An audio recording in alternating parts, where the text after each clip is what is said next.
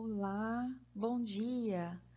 Tudo bem com vocês? Eu espero que vocês estejam bem.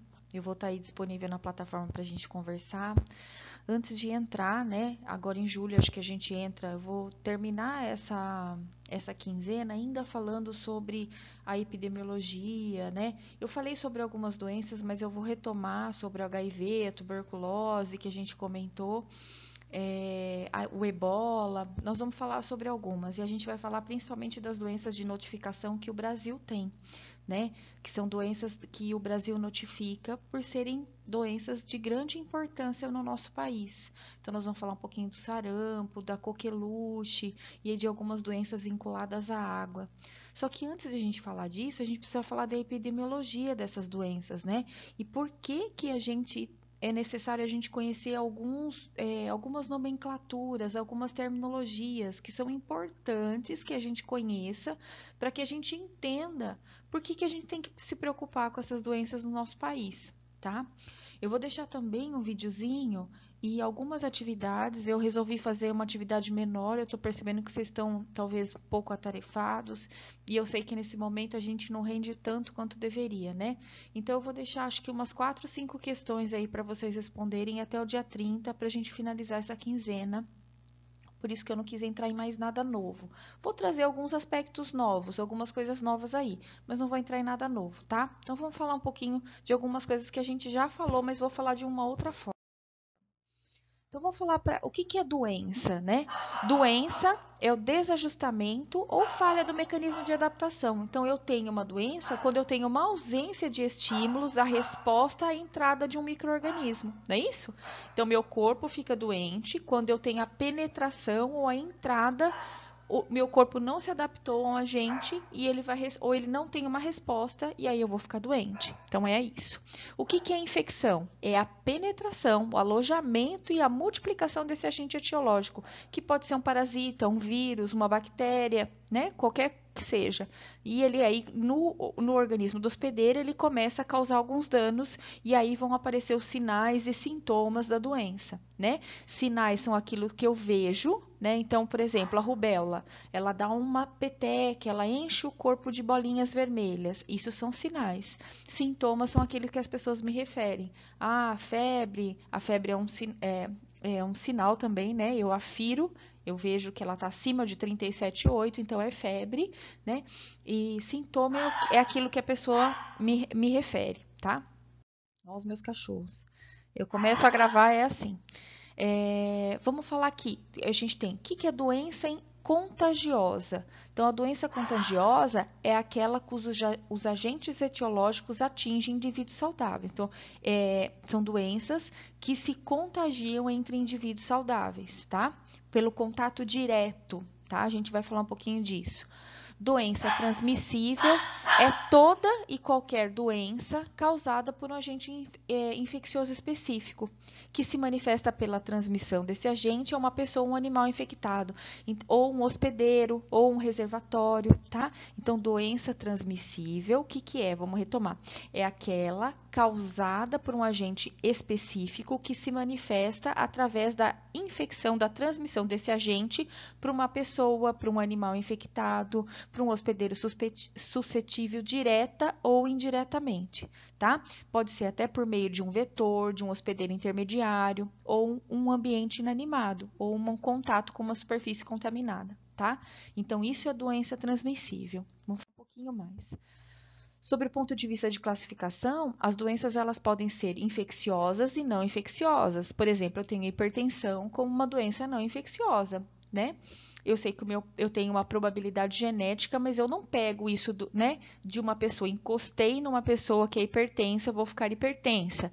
Encostei numa pessoa diabética, vou ficar diabética. Não, né? Encostei numa pessoa que é HIV positivo, vou ficar com HIV positivo, apesar dela ser uma doença infecciosa, né? Existem meios de infecção, né? Mas vamos falar. Então, doenças infecciosas e não infecciosas.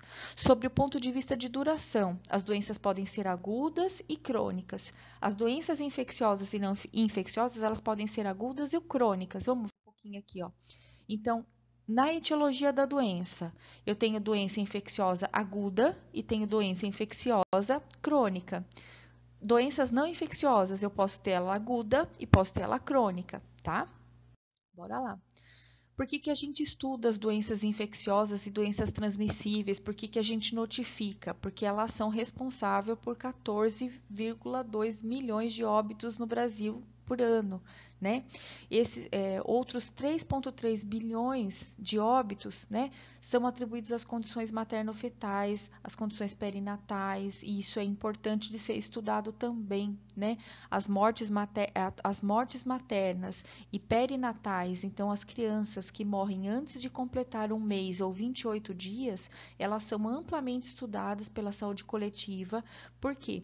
Porque isso significa um mau acompanhamento de saúde, né? Indicadores de mortalidade de crianças menores de 2 anos também indicam ou comportamentos de saúde muito ruins. Tá?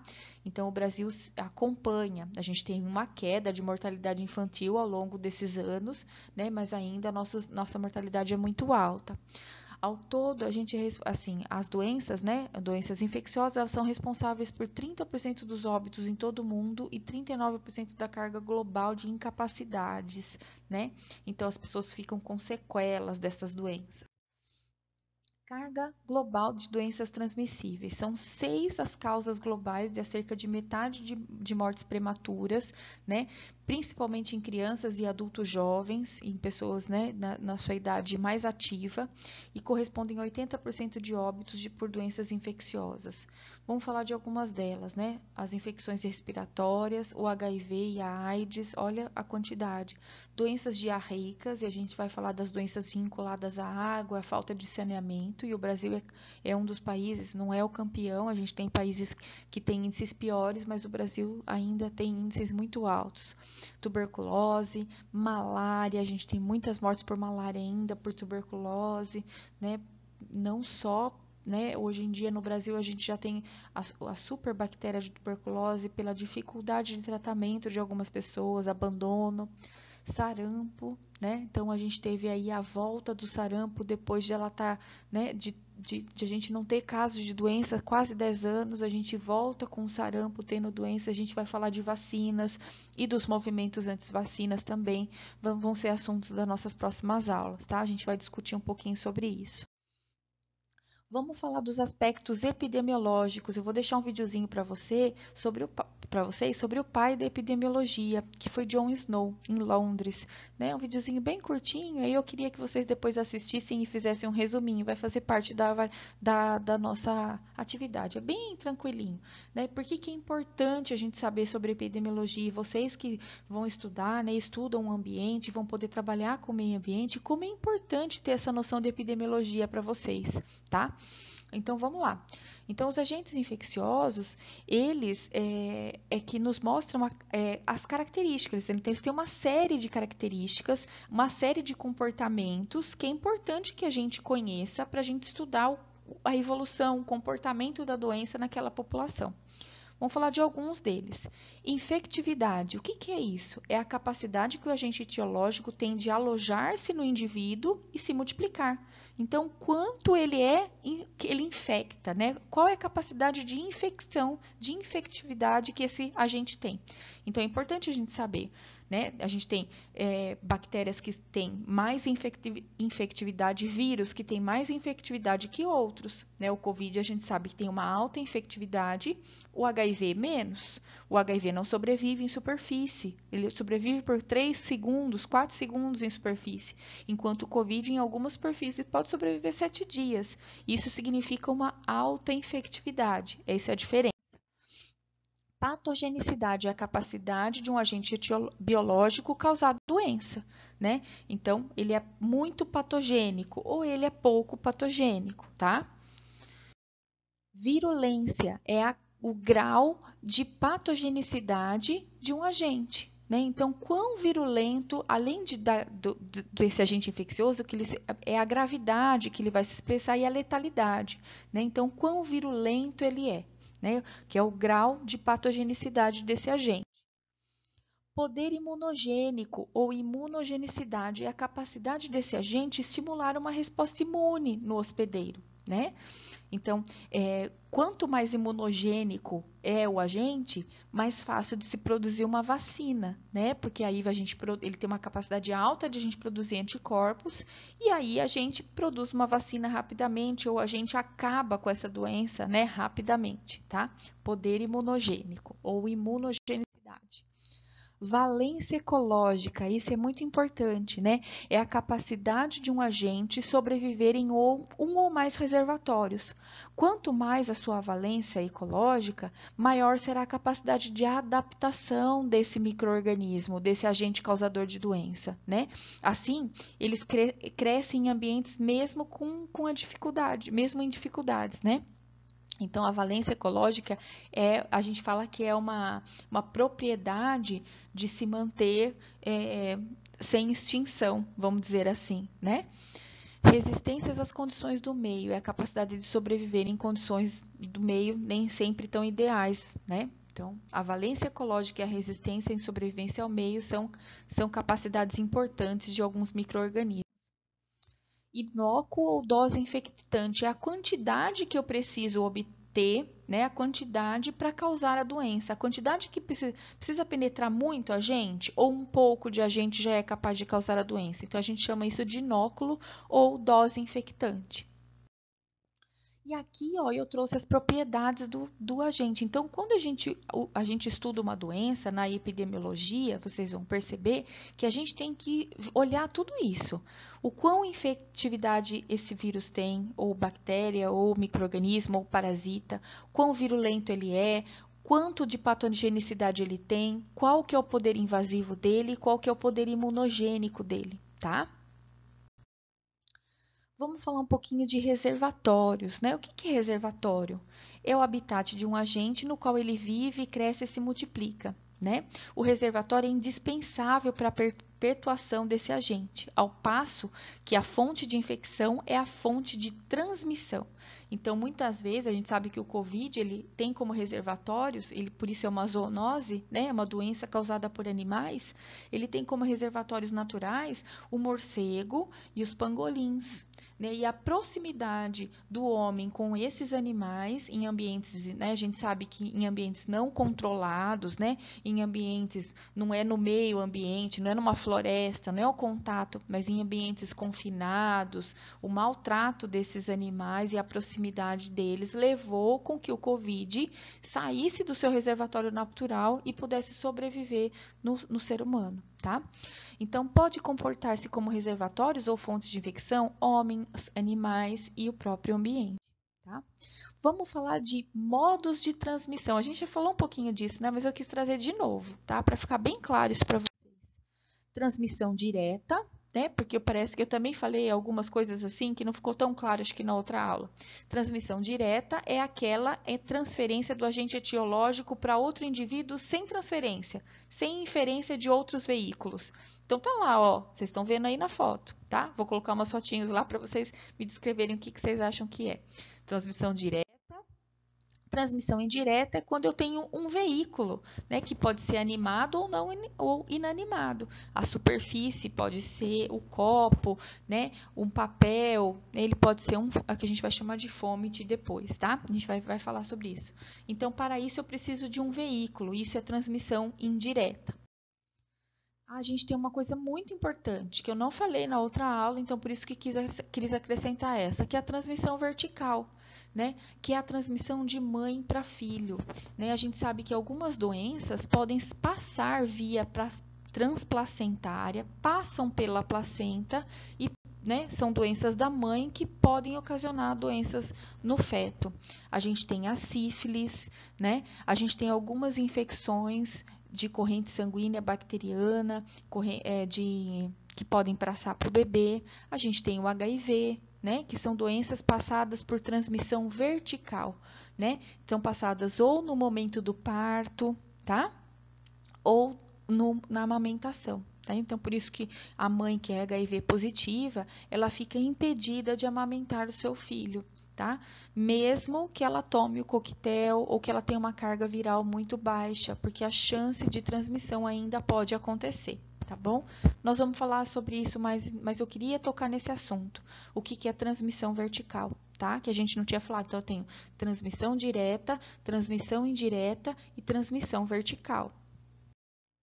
Vias de penetração é a forma com que o trajeto com que o agente vai fazer para penetrar no hospedeiro, tá? Frequentemente essas vias de penetração e eliminação são as mesmas, né? Então vamos supor, eu espirro, eu solto gotículas, né? Eu estou eliminando o agente, eliminando e ao mesmo tempo fazendo a penetração num outro organismo, tá? As vias mais importantes são trato respiratório, trato gastrointestinal, trato urinário, então através gotículas respiratório, através de urina e fezes, através de secreções, pele, mucosa, a gente sabe, o HIV ele pode ser transmitido através de eliminação de secreção, né, do contato com secreções, tá? Então vamos lá. Então, aqui tem uma cadeia de um processo infeccioso. Ó, se vocês veem, eu tenho aqui um reservatório, né? O rato também, a gente vai ver que ele é o reservatório da leptospirose, por exemplo, o caramujo da esquistossomose, nós vamos falar de algumas doenças, né? Então, eu tenho o agente, aí eu tenho essa transmissão, que pode ser por contato direto, ou por gotículas, por via aérea, ou ter um veículo de um alimento em algumas bactérias, salmonela, por exemplo, né? Eu tenho um vetor, a dengue, no caso da dengue, eu tenho vetor ou por próprio contato direto. E aí que eu tinha um reservatório, eu tive um meio de transmissão, eu tenho um indivíduo com portas de entrada, né? Que pode ser várias, pode ser a via oral, pode ser a geniturinária, né? Por contato sexual, eu posso ter um ferimento e aí entrou a presença do ferimento e a entrada desse micro-organismo. Então, eu tenho um reservatório, agente, um meio de transmissão e um indivíduo suscetível a essa doença, tá? Vamos falar de mais conceitos. Nossa, muitos, né? Então, agente infeccioso é o próprio micro-organismo ou causador da doença, tá? Então, a gente vai ter vários vírus, bactérias, né? O indivíduo suscetível, que pode ser, né, vários. A gente pode ter, desde não ter, são todos os indivíduos pode ser, ou eu tenho algumas especificidades, né, nesse indivíduo. Pessoas com dificuldade, com imunidade baixa, pessoas mais idosas, isso depende de quem são os indivíduos mais suscetíveis a cada um dos agentes etiológicos, os agentes infecciosos. Posso ter um veículo? Pode. O alimento pode ser um veículo, a água pode ser um veículo, né? Então, a gente tem vários. Fômites. Fômites são superfícies que ficam contaminadas. Então, a gente sabe que a gente chama de fômites utensílios de uso, que deveriam ser de uso individual.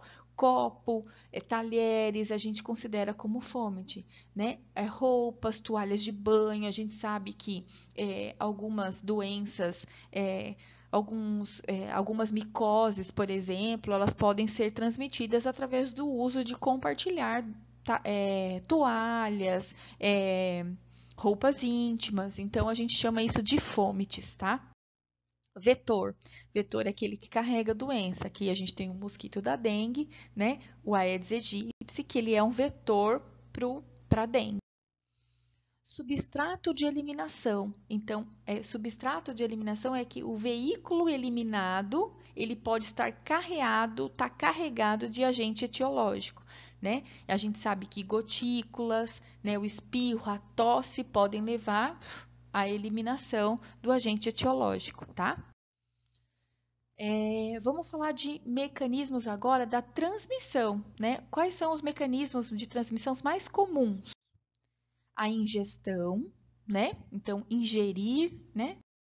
Inalação, a via transplacentária, né? Então, a importância dessa via para transmissão de algumas doenças, através de mucosas, né? E eu não posso falar que mucosa é só mucosa oral, o nariz é uma mucosa, a gente tem toda a região nossa do períneo, né? Então, vaginal, anal, são mucosas, tá? Através de penetração, quando eu tenho uma lesão de pele. Então, toda vez que eu tenho uma abertura, uma inflamação, eu tenho uma probabilidade maior a ter, né, uma infecção por um agente. Introdução no organismo através de objetos ou instrumentos. A gente sabe que algumas doenças necessitam de um veículo de transmissão. A hepatite B, a hepatite C e o HIV podem ser transmitidos por compartilhamento de seringas ou agulhas contaminadas. Hoje em dia, com o uso de material descartável, isso reduziu muito, mas a gente sabe que há um tempo atrás era muito comum se fazer o quê?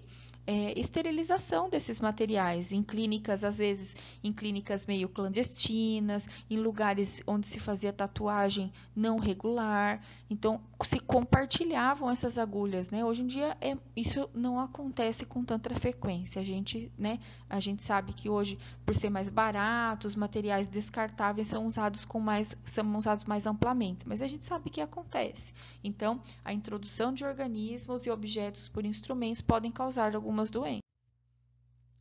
E a introdução de penetração no tecido muscular, mordedura. A gente sabe que a raiva, por exemplo, eu preciso da mordedura e da penetração da saliva desses animais que estão contaminados, né, no tecido muscular para que a doença possa acontecer. Tá? Então, gente, ó, eu termino aqui. Aqui tem algumas referências. Isso eu precisava retomar. Eu queria que isso ficasse muito claro. Eu gostaria que vocês assistissem. Ó, essa aula deu 25 minutos. Mais 5 minutinhos vocês assistem esse vídeo do Jon Snow para que vocês possam responder essas questões até o dia 30. Eu vou estar lá na plataforma e próximo ao dia 30, né, terminando esse semestre, esse próxima quinzena, eu farei uma reunião com vocês, tá? Vocês sabem que eu estou na plataforma, vocês podem me acionar pela plataforma. Quem precisar de contato, eu vou deixar meu contato de e-mail, né? Então, sim, precisando de mim para qualquer coisa que eu possa ajudar vocês, eu estou à disposição, tá? Eu quis retomar porque tinham conceitos importantes que eu acabei não introduzindo. A gente foi fazendo a introdução de doses homeopáticas de alguns conceitos. Para agora, em julho, a gente falar especificamente de algumas doenças, né? Se vocês tiverem alguma dúvida, eu estou à disposição, tá? Um abraço a todos, com muitas saudades, e eu estou aqui para ouvir vocês, para qualquer coisa, mesmo que não seja sobre a matéria. Um abraço, fiquem com Deus, tá?